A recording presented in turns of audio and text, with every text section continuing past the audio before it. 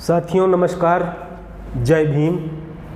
साथियों मैं आपका भाई धीरेन्द्र वर्मा। साथियों आप लोगों को पता होगा कि कल अजबपरा गांव से एक अजबपरा की 35 वर्षीय दलित महिला शिशु आने के लिए रोड पे खड़ी थी। तभी शिशु के एक व्यक्ति ने लिफ्ट देने के बहाने उस महिला को अपनी मोटरसाइकिल पे बिठाया और पापड़ियाँ की ढाणी से पहले दाहिने हाथ जो नदी की तरफ रास्ता जाता है वहाँ गाड़ी ले जाकर उस महिला के साथ दुष्कर्म किया, उसे जान से मारने की धमकी दी। लेकिन महिला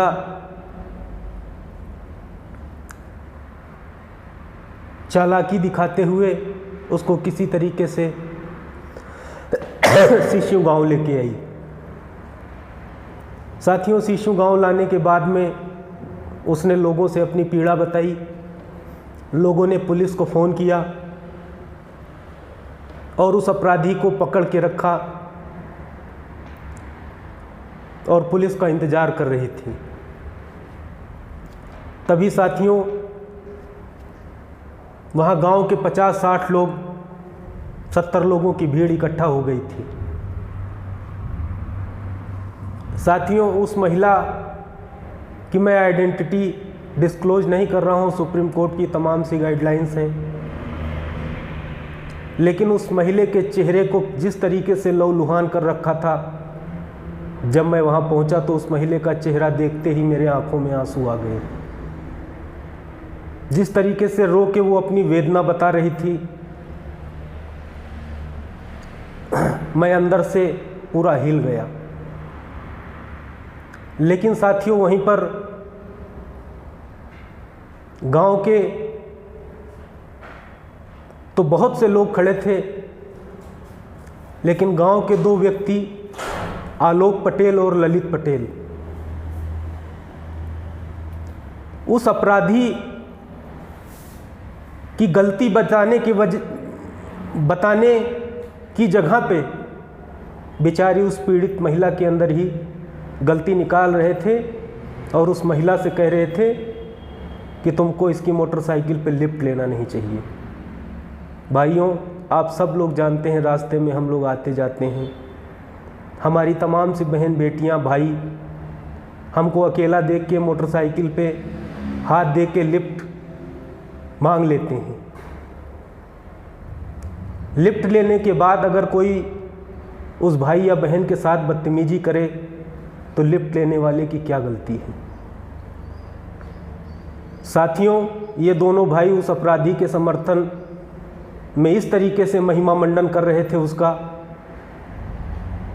जैसे वो बिल्कुल दूध का धुला हुआ है, जबकि उसने 3 साल पहले एक महिला के साथ ज़बरदस्ती करने की कोशिश की, बैंक में उसने ATM फ्रॉड किया।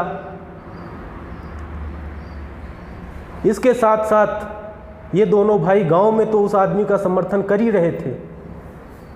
जब मैं उनको लेके थाने पे चला गया तो ये अपने 5-7 गुंडों को लेके 8 गुंडों को लेके थाने पर भी पहुंच गया और थाने पर भी उस महिला के चरित्र पर, उस महिला के ऊपर आरोप सिद्ध करने की पूरी कोशिश करने लगा। तो मेरे कहने का मतलब साथियों ये है कि अपराधी की कोई जाति नहीं होती है, अपराधी का कोई धर्म नहीं होता है, अपराधी का कोई समाज नहीं होता है। लेकिन जिस तरीके से ये दोनों भाई उसका महिमा मंडन कर रहे थे, उसको देख के मुझे इनके प्रति बहुत ही हीन भावना महसूस हो रही थी। फिर साथियों आज कल FIR शाम को होने के बाद आज सुबह CO ग्रामीण मौका मुआयना करने घटनास्थल पर पहुंचे थे। तभी गुड्डा से कम 8-10 लोग गाड़ी लेके आ गए। साथियों, इस घटना को करने से पहले वो व्यक्ति गुड्डा में एक लड़की को लिफ्ट देने के बहाने उसके साथ ज़बरदस्ती करके उसके साथ दुष्कर्म करने का प्रयास करके आया हुआ था। इसका हेलमेट और घड़ी वहीं छूट गई जो गांव वालों ने अभी रख रखा है। तो आज उस महिला का भी, उस बच्ची का भी मैंने थाने में सारा दिन रहा और उस बच्ची की भी मैंने FIR दर्ज कराई है। तो साथियों, मैं अपने गांव के लोगों से यही कहना चाहता हूं